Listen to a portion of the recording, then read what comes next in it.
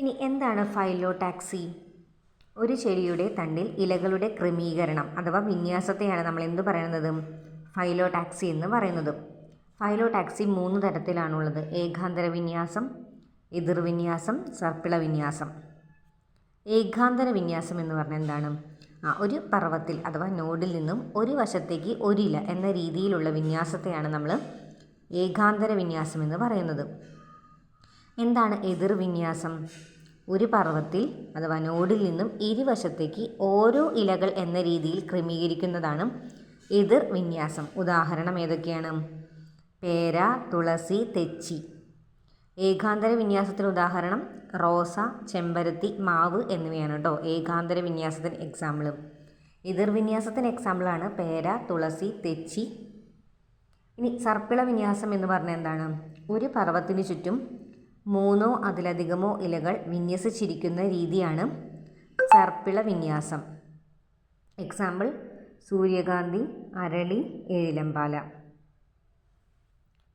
പ്രകാശ സംശ്ലേഷണത്തിനായിട്ട് സസ്യങ്ങൾ പ്രയോജനപ്പെടുത്തുന്ന അന്തരീക്ഷ വാതകമാണ് കാർബൺ ഡൈ ഓക്സൈഡ്. ഇലകളിലെ പച്ച നിറമുള്ള വർണ്ണകമാണ് ഹരിതകം. സസ്യങ്ങളുടെ വിവിധ ഭാഗങ്ങൾക്ക് നിറം കൊടുക്കുന്ന വർണ്ണകങ്ങൾ ഏതൊക്കെയാണെന്ന് നോക്കാം. ചുവപ്പ് നിറം നൽകുന്നതാണ് ഏത്? ആന്തോസയാനിൻ. ഓറഞ്ച് നിറം നൽകുന്നത് കരോട്ടിൻ.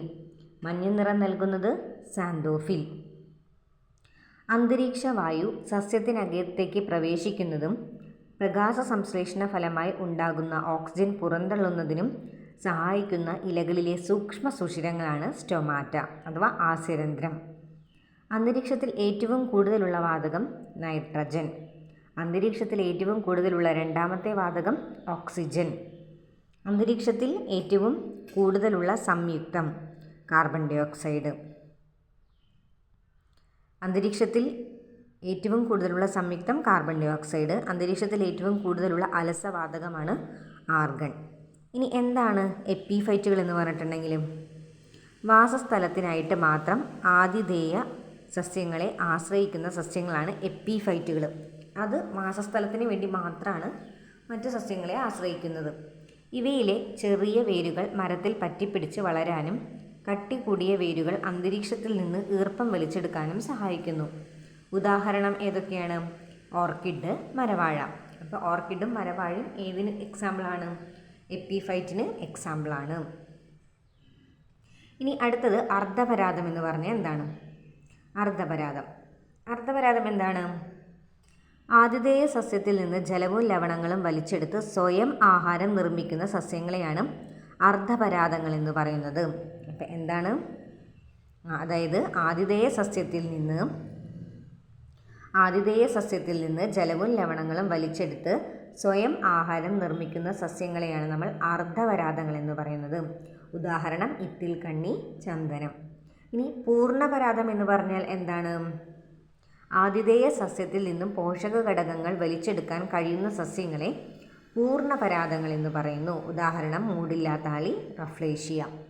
ലോകത്തിലെ ഏറ്റവും വലിയ പുഷ്പം ഏതാണ്? റഫ്ലേഷ്യയാണ് ലോകത്തിലെ ഏറ്റവും വലിയ പുഷ്പം. അർദ്ധപരാതങ്ങളും പൂർണ്ണപരാതങ്ങളും ആതിഥേയ സസ്യത്തിന് ദോഷം ചെയ്യുന്നവയാണ്. അപ്പോൾ എന്താണ്? അർദ്ധപരാതങ്ങളും പൂർണ്ണപരാതങ്ങളും ആതിഥേയ സസ്യത്തിന് ദോഷം ചെയ്യുന്നവയാണ്. ജീർണാവശിഷ്ടങ്ങളിൽ നിന്ന് പോഷക ഘടകങ്ങൾ ആഗിരണം ചെയ്ത് വളരുന്ന സസ്യങ്ങളാണ് ശവോപജീവികൾ. അപ്പോൾ ജീർണാവശിഷ്ടങ്ങളിൽ നിന്ന് പോഷക ഘടകങ്ങൾ ആഗിരണം ചെയ്ത് വളരുന്ന സസ്യങ്ങളാണ് ശവോപജീവികൾ. ഉദാഹരണം ഏതൊക്കെയാണ്? Neottia, Monotropa, പൂപ്പലുകൾ. ഇനി ഈ പൂപ്പലുകൾക്ക് ഉദാഹരണമാണ് കൂണുകൾ. അപ്പോൾ കൂണുകൾ ഏതിന് ഉദാഹരണമാണ്? പൂപ്പലാണുണ്ടോ? പൂപ്പലുകൾക്ക് ഉദാഹരണമാണ് കൂണുകൾ. പ്രകൃതിയിലെ എല്ലാ ജീവജാലങ്ങളും പരസ്പരം ആശ്രയിച്ചാണ് ജീവിക്കുന്നത്. കണ്ണുകൊണ്ട് നേരിട്ട് കാണാൻ കഴിയാത്ത വസ്തുക്കളെ വലുതായി കാണാൻ ഉപയോഗിക്കുന്ന ഉപകരണമാണ് മൈക്രോസ്കോപ്പ്. ഓക്കെ, അപ്പോൾ നമ്മളുടെ ഫസ്റ്റ് ചാപ്റ്റർ ഇവിടെ തീർന്നിരിക്കുകയാണ്. എല്ലാവരും നന്നായി പഠിക്കുക.